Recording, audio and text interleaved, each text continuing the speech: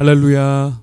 1월 11일 새벽 기도에 참석하신 우리 성도님들을 환영하고 축복합니다. 먼저 기도로 나아가겠습니다. 하나님, 오늘도 생명 주시고 이 아침의 시작을 하나님께 예배로 나아가게 하시니 감사합니다. 우리에게 베푸신 은혜를 기억하며 오늘도 하나님의 영광의 찬송이 되는 삶 살게 하여 주시옵소서. 오늘의 말씀을 통하여 성령께서 우리 각자에게 말씀하실 음성을 기다립니다. 감사드리며 주 예수님의 이름으로 기도드렸습니다. 아멘. 오늘 주시는 하나님의 말씀은 신명기 4장 44절부터 5장 10절 말씀입니다. 제가 가진 성경 구약 269페이지입니다. 길기 때문에 5장 1절부터 10절까지 읽도록 하겠습니다. 제가 봉독하겠습니다. 모세가 온 이스라엘을 불러 그들에게 이르되 이스라엘아, 오늘 내가 너희의 귀에 말하는 규례와 법도를 듣고 그것을 배우며 지켜 행하라. 우리 하나님 여호와께서 호렙산에서 우리와 언약을 세우셨나니 이 언약은 여호와께서 우리 조상들과 세우신 것이 아니 오늘 여기 살아있는 우리 곧 우리 신 것이라. 여호와께서 산 위 불 가운데에서 너희와 대면하여 말씀하시매 그때에 너희가 불을 두려워하여 산에 오르지 못함으로 내가 여호와와 너희 중간에 서서 여호와의 말씀을 너희에게 전하였노라. 여호와께서 이르시되 나는 너를 애굽 땅 종되었던 집에서 인도하여 낸 내 하나님 여호와라. 나 외에는 다른 신들은 내게 두지 말지니라. 너는 자기를 위하여 새긴 우상을 만들지 말고 위로 하늘에 있는 것이나 아래로 땅에 있는 것이나 땅 및 물속에 있는 것에 그 어떤 형상도 만들지 말며 그것들에게 절하지 말며 그것들을 섬기지 말라. 나 내 하나님 여호와는 질투하는 하나님인즉 나를 미워하는 자의 죄를 갚되 아버지로부터 아들에게로 3, 4대까지 이르게 하거니와 나를 사랑하고 내 계명을 지키는 자에게는 1000대까지 은혜를 베푸느니라. 아멘. 나는 내 하나님 여호와라 는 제목으로 하나님의 말씀 전하겠습니다. 신명기는 모세의 3차례의 긴 설교를 담고 있는데 오늘 본문인 신명기 4장 44절부터는 이제 모세의 두 번째 설교가 시작됩니다. 그래서 모세가 첫 번째 설교에서 율법에 대한 순종을 요구했다면 이제 두 번째 설교에서는 율법의 내용을 담고 있는 것입니다. 그리고 여기에 가장 서두에는 율법 중 가장 중요하게 여겨지는 10계명이 언급되었죠. 오늘의 말씀은 10계명의 제1, 2계명에 해당합니다. 모세는 두 번째 설교를 시작하면서 과거 하나님 여호와께서 이스라엘과 세우셨던 언약을 회고하고 있습니다. 하나님은 시내산 꼭대기에 불 가운데 강림하사 이스라엘과 만나 대면하셨죠. 그리고 언약을 맺으시고 그들을 나라와 제사장 삼으셨습니다. 그런데 이 언급 중에서 모세가 3절에 한 말씀이 인상 깊습니다. 이 언약은 여호와께서 우리 조상들과 세우신 것이 아니요 오늘 여기 살아있는 우리 곧 우리와 세우신 것이라고 말입니다. 그 시대에는 성인이 아니었거나 존재하지 않았던 사람들에게 모세는 왜 살아있는 너희와 언약을 세우신 것이라 말했을까요? 그만큼 언약은 당대 사람들만 아니라 지금 현재 살아있는 모든 하나님의 백성들과도 맺어진 것이며 그 효력이 그 후손들에게도 확실하게 유효하다는 것을 강조하기 위해서 이런 표현을 사용하고 있는 것입니다. 그러므로 모세는 이 율법들이 너희에게 동일하게 적용되며 너희가 율법을 철저히 새기고 순종해야 한다 말씀하고 있는 것이죠. 그렇다면 오늘날 예수 그리스도를 통해 하나님과 화목하게 되었고 새 이스라엘 백성이 된 우리 역시도 하나님의 모든 언약이 우리 가운데 맺어진 것임을 우리는 잘 알아야 할 것입니다. 우리는 예수로 인해 하나님의 새 언약 백성이 됐죠. 그렇기 때문에 우리는 우리에게 해당되는 권리만 아니라 특권만 아니라 언약의 책임 또한 잘 기억하고 이행해야 한다는 사실입니다. 그러므로 마땅히 하나님의 뜻을 알아 그 뜻에 감사하며 기꺼이 순종으로 나아가야만 하는 것이죠. 하나님의 새 언약 백성으로서 그 뜻에 철저히 순종하시는 하나님의 모든 명령과 하나님의 말씀에 순종하시는 여러분들 다 되시기를 주님의 이름으로 축복합니다. 그런데 하나님의 순종 명령인 10계명이 선포되면서 10계명의 가장 앞에 서문이 등장하고 있습니다. 그것은 곧 6절에 나는 너를 애굽 땅 종되었던 집에서 인도하여 낸 내 하나님 여호와라 라 말씀하고 있죠. 순종을 요구하시는 말씀 앞에 왜 이 서원이 언급될까요? 출애굽기에서도 그렇습니다. 왜 언급될까요?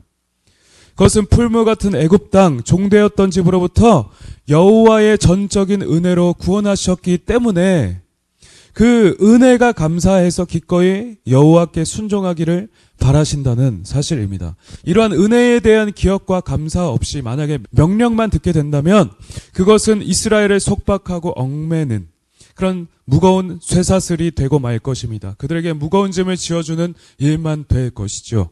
그런데 하나님께서 그 종되었던 집에서부터 건져내신 그 엄청난 은혜가 날마다 기억되고 감사하게 된다면 그럼 어떻게 될까요?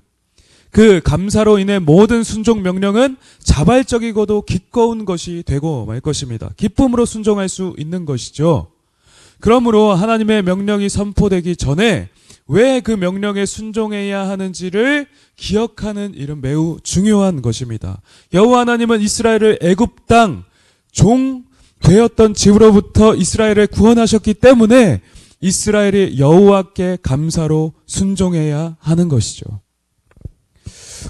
그러면 오늘날 우리 성도는 어떻습니까? 구약시대와 마찬가지로 우리는 모든 언약과 성경의 말씀이 성취된 시대에 살고 있습니다. 우리는 본질상 죄인으로서 흑암의 권세, 곧 사탄의 나라에 속하여서 종노릇하고 영원히 멸망할 수밖에 없는 비참한 존재였습니다. 그렇죠? 그런데 하나님의 사람 사랑하심과 그리스도의 은혜로 말미암아 우리는 건짐받고 그 예수 십자가 영광의 복음으로 말미암아 건짐받고 그 사랑의 아들의 나라에 속하게 된 것입니다. 들어가게 되었습니다. 이 얼마나 큰 은혜인지요? 그렇기 때문에 우리는 하나님의 모든 말씀과 명령에 순종할 수 있는 것입니다. 그러므로 우리가 이 구속의 은혜를 철저히 기억하고 감사하는 것은 매우 중요합니다. 우리의 낮음과 죄됨을 깨닫고 우리를 겸비하게 하며 또한 주의 말씀에 순종하고 경배로 기꺼이 나아가게 하게 하기 때문에 그렇습니다. 그러므로 늘 우리에게 베푸신 그 은혜와 사랑을 기억하면서 감사와 찬송으로 나아가는 여러분 다 되시기를 우리 주 예수 그리스도의 이름으로 축복합니다. 아멘. 그러면 십계명은 무엇을 가장 먼저 말씀하고 있습니까? 그것은 곧 제1계명인 나 외에는 다른 신들을 내게 두지 말라 라는 것입니다. 이것은 모든 명령을 아우르는 가장 중요한 계명으로서 오직 하나님만을 온전히 섬길 것을 말씀하고 있지요. 두 번째 계명은 곧 자기를 위하여 섬길 그 어떠한 형상도 만들지 말라는 명령입니다. 먼저 하나님은 비천한 피조물에 담길 수 없는 분이시며 무한한 분이시기 때문에 하나님을 형상화하는 것은 절대로 금지되어 있죠. 이것은 오늘날 천주교나 다른 종파들에서 많이 범하고 있는 죄악이 아니겠습니까? 그들은 이 때문에 십계명의 내용을 변개하기까지 이르렀습니다. 이러한 것들이 하나님 앞에 심각하게 죄된 모습들이죠.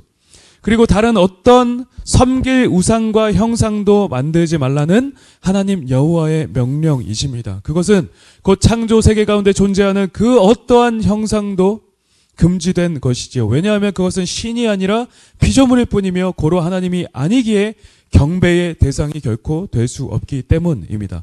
그러므로 이스라엘 백성들에게는 형상 숭배를 금지하는 법이 선포되었습니다.